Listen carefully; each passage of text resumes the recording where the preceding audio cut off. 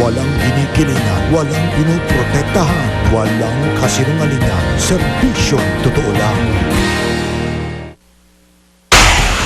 I did not cheat.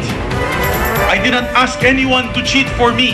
Kasunod ng pagbibitiw ni Juan Miguel Zubiri bilang senador, mahigpit niyang katunggali na si Atty. Coco Pimentel, makakaupo na nga ba sa binakanteng pwesto?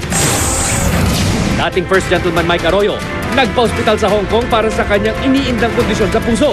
Pero kampo ng unang Ginoo, iginiit na haharapin pa rin niya ang aligasyong pag-aari niya mga segunda manong chopper na binili ng PNP noon. Dalagitang high school student sa Zamboanga, pinaghubad daw ng kanyang mga guro at guidance counselor dahil sa paratang ng pagnanakaw. Sa sports saksi, PhilAm head coach ng Miami Heat na si Eric Spoelstra, binisita si Pangulong Aquino sa palasyo.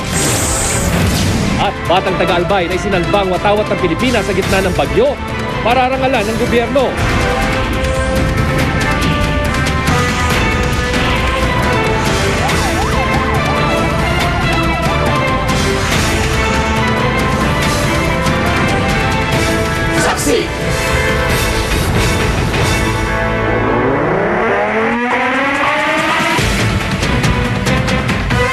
Sa isang di inaasahang hakbang, nagbitiw bilang senador si Juan Miguel Zubiri sa gitna ng pagkakasangkot sa kanyang pangalan sa isyu ng di umani dayaan noong 2007 senatorial elections. Sa kabila nito, pursigido pa rin daw si Atty. Coco Pimentel na ituloy ang kanyang electoral protest. Saksi si Ivan Mayrina.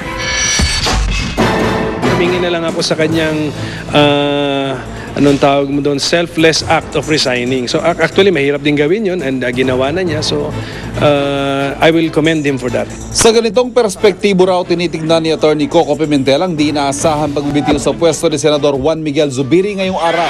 Pero pinapurihan man ang hakbang ng politikong nakasungkit ng inasam niya ring ika-12 pwesto sa Senado noong 2007. Kulang pa rin anya ang naging talumpati ni Zubiri. The Maguindanao results were really manufactured in 2007. So fact yun. Nobody can deny that. And sana hindi na nga dinedeny yun. At kahit paragbitiw na si Zubiri, hindi raw ititigil ni Pimentel ang 4 na taon niyang laban para maideklarang pasok sa Magic 12 noong 2007 senatorial elections. Ang electoral protest ay inihain niya sa Senate Electoral Tribunal, mas lalo raw niyang ipupursige. Since he has resigned, that means he's no longer interested in the position. Therefore, his counter-protest should be deemed withdrawn or moot and academic. At kung may proklamang ang senador, titiyakin daw ni Pimentel na susulitin niya ang nalalabing 1.5 taon ng termino. Ako si Ivan Mayrina, ang inyong saksi. Samantala, nakakonfine sa isang ospital sa Hong Kong si dating First Gentleman Mike Arroyo dahil sa iniindang kondisyon sa puso. Sa kabila nito, harapin pa rin daw niya ang alegasyong pag-aari umano niya ang mga segunda manong chopper na binili ng PNP. Saksi si John Consulta. Habang nagpapagaling si dating Pangulo at kay Pampanga Representative Gloria Macapagal Arroyo matapos maoperahan para sa mga naipit ng ugat sa spinal cord, ang asawa naman niyang si Atty. Mike Arroyo ang nakakonfine sa isang ospital sa Hong Kong. Ayon sa kanyang abogadong si Atty. Inocencio Ferrer Jr., nitong araw ng linggo raw, nagpuntang Hong Kong ang dating unang Ginoo. Doon daw kasi nakabase ang 2 doktor na susuri sa iniinda niyang kondisyon sa puso na dissecting aortic aneurysm. Naoperahan na si Atty. Arroyo kaugnay nito noong 2007 pero kailangan daw siyang suriin muli. Noong 1 linggo pa raw itinakda ang kanyang check-up. Ngunit ipinagpaliban niya ito para masamahan si Congresswoman Arroyo sa kanyang operasyon. Pero lalo pa raw siyang na-stress nang maoperahan ng asawa. Kaya kinailangan daw niyang agad magpatingin. While waiting for the operation, he was getting stressed out also kasi his wife was going to go through a major life-threatening operation. So stressful sa kanya. Sa pagdinig ng Senate Blue Ribbon Committee kahapon, Ininuso si Atty. Arroyo ng may-ari ng Lion Air Incorporated na siya raw umanong totoong may-ari ng mga segunda manong chopper na ibinenta sa PNP bilang brand new noong 2009. Dahil dyan, pinaharap siya ng Senado sa susunod na linggo. Ayon naman sa kanyang abogado, handa raw harapin ng dating unang Ginoo ang mga isyong ipinupukol laban sa kanya, oras na mabigyan ng pahintulot ng kanyang mga doktor. Bukas, inaasahang matatapos ang medical check-up ni Atty. Arroyo. His family is here. How can he not come back? So if his doctor certify na okay siya, he can be medically fit to attend then he will comply. Ako, si John Consulta, ang inyo. Saksi! Kaugnay pa rin ang pagbibitiw ni Juan Miguel Zubiri, ang susunod na tanong ngayon ay kung iuupo ba sa nabakanting pwesto ang pinakamahigpit niyang katunggali noong 2007 elections na si Attorney Coco Pimentel. Saksi si Joseph Morong. I am submitting my resignation as a duly elected senator of the Republic of the Philippines in the election for which I am falsely accused without mercy and compassion. In relation to this Ang posisyong iiwanan kasunod ng pagbibitiw ni Senador Juan Miguel Zubiri hindi raw pupunan sa pamamagitan ng special elections ayon sa COMELEC. Yan ay kahit isa ito sa mga inilatag na solusyon ng saligang batas para sa mga mababakanting pwesto sa Senado. Paliwanag ni COMELEC Chairman Sixto Brillantes, hindi naman daw maituturing na may nabakanting posisyon sa Senado dahil kasalukuyan pang inilalaban ni Atty. Coco Pimentel na siya ang maupo rito. Coco's protest is still pending, and therefore it could proceed up to the end, and the results could be favorable to Coco. Sa kanyang inihaing electoral protest noong 2007, kwestiyon ni Pimentel sa Senate Electoral Tribunal ang resulta ng canvassing kung saan lumabas na lamang lang sa kanya na mahigit 18,000 boto si Zubiri. Pero ayon sa isang mapapagkatiwala ang source sa muling pagbibilang ng Senate Electoral Tribunal, lumalabas na lamang ng lampas 200,000 votes si Pimentel kay Zubiri. Naghain ng counter-protest sa Senate Electoral Tribunal si Zubiri, maging siya raw ay naging biktima umano ng pandaraya. Pero ayon kay Chairman Brillantes, sa pagbibitiw ni Zubiri ay tila isinusuko na raw niya ang inihaing counter-protest. The resignation, that would mean that you're practically raising your hands already. Since you are the protestee in the case, kumbaga sikaw, you are defending your position. But how can you defend your position? You're already relinquishing. Pero kinontra ito ng abogado ni Zubiri na si Atty. Romulo Macalintal.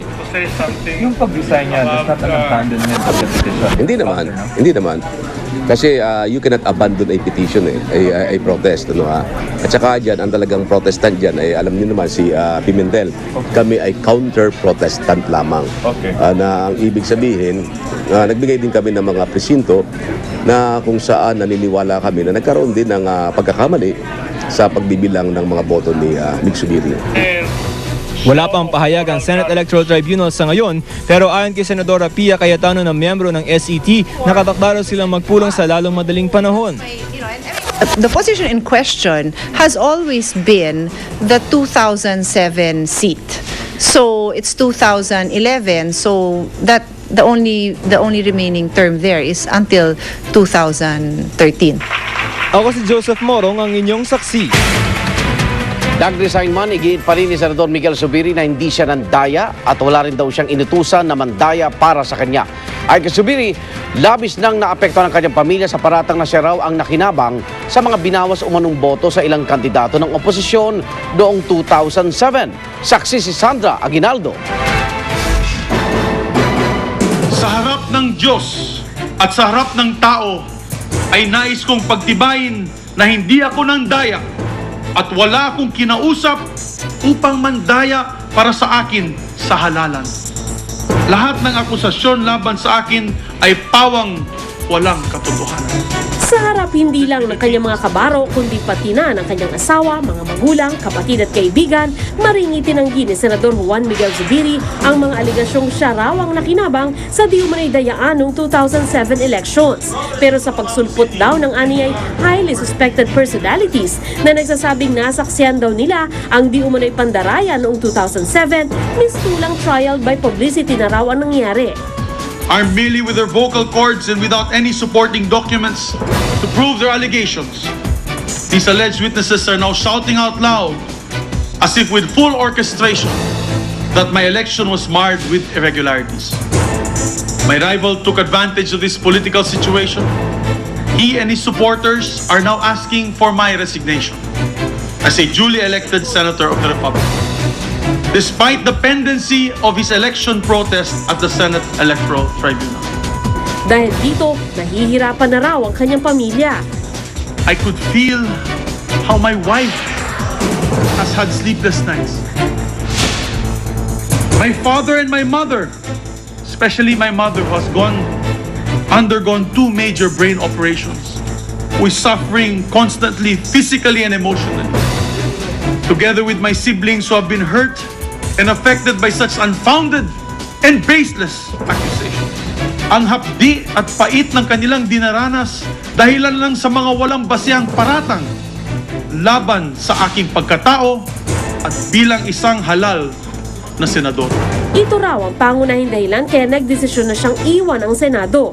Without admitting any fault and with my vehement denial of alleged electoral fraud hurled against me, I am submitting my resignation as a duly elected senator of the Republic of the Philippines in the election for which I am falsely accused without mercy and compassion. Pero giit ni Zubiri, ang pagbibitiw niya ay hindi raw para makaiwas sa desisyon ng Senate Electoral Tribunal tungkol sa umunay dayaan noong 2007 elections. Desisyong maugong nalalabas na raw ngayong Setyembre. I have directed my lawyers to make proper and immediate representation before the Senate Electoral Tribunal and convey my actuations today with the end in view of expediting the proceedings with a prayer that the tribunal come up with a decision at the soonest possible time. At sa kanyang paglisan sa Senado, ay dinetalye ni Zubiri ang anyay mga naging tagumpay niya bilang mambabatas. Pinakabatang Senate Majority Floor Leader sa edad na 39. Naging kampyon daw siya sa pangangalaga sa kalikasan, sa edukasyon, gayon din sa kalusugan. Ipinunto rin niyang maging ang mga masinop niyang pagdalo sa mga sesyon at pagdinig. This representation had participated and contributed in the best way I could and labored diligently and persistently in the legislative mill, resulting to my perfect attendance in Congress since 1998. Binalikan din niya ang kanyang performance bilang kinatawan ng Bukidnon mula 1998 hanggang 2007. Sa panahong ito, nakilala siya bilang isa sa Spice Boys, mga first-term congressmen noon na hiningi ang pagbibitiw sa pwesto ni dating Pangulong Joseph Estrada. Sa huli, ayon kay Zubiri, ipinagmamalaki raw niya ang serbisyong kanyang naibigay para sa taong bayan. Isang paglilingkod na aking maipagmamalaki na walang bahid dungis. Hindi ako umabuso o nagpayaman sa aking katungkulan. Hindi ako nagkaroon ng maraming bodyguard or backup o gumamit man ng anumang wangwang kahit nung ako'y kongresista pa. Sa madaling salita, Mr. President, hindi pa man sinabi ni Pangulong Aquino ang sikat na salitang walang wangwang, iyan ay bahagi na ng aking panuntunan. Ang misis niyang si Audrey, todo suporta sa kanya. I am very proud of my husband dahil sa kanyang ginawa, pinatunayan niya na siya ay isang tunay na lalaki, isang lalaking hindi natatakot gawin kung ano ang tama kahit gaano kahirap ito. We're going to make baby number 3. Are you on vacation right away? Siguro we will stay first for a little while. Sandra Aguinaldo ang inyong saksi.